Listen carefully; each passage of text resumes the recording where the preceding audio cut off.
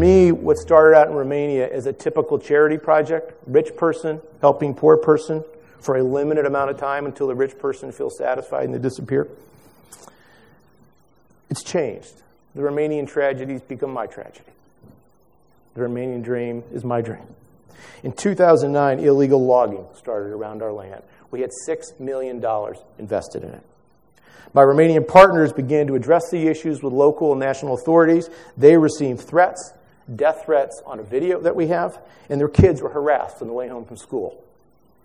I began to think, is my Romanian story going to end like so many foreigners that say I got ripped off? They're thieves. But as this was happening, I was taking a flight from Bucharest to Frankfurt on my way back to the United States. And before we could get off the plane onto the concourse, there were some German border guards doing an extra passport check. And I speak German. I grew up in Germany in the 70s. I heard him say, these fucking Romanians are all thieves.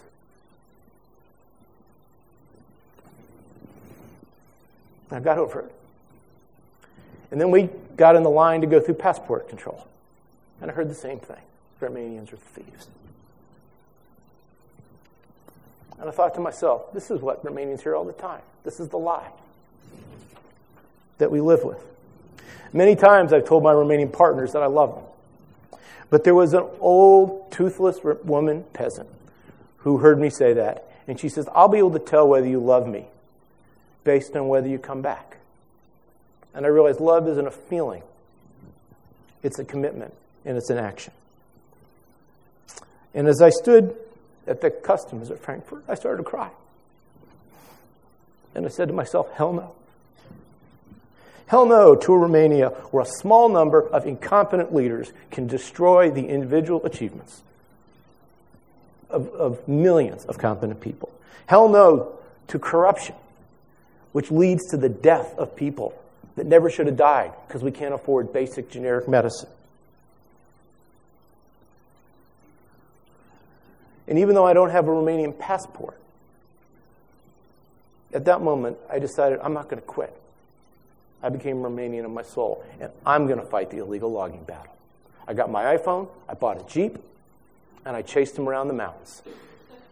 I've got amazing stories of people coming after me with chainsaws. But if I think back to my business, this is what I did in the venture business.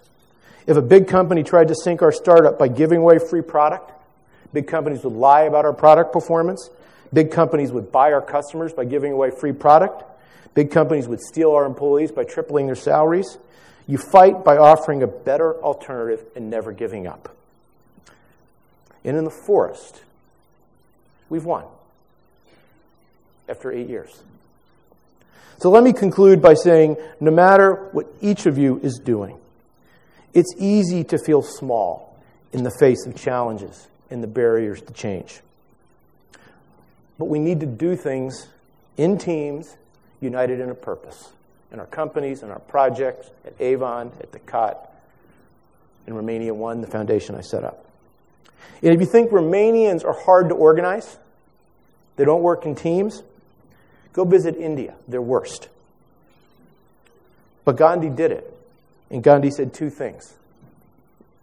A small group of committed people can change the world. In fact, it's the only thing that's ever changed the world.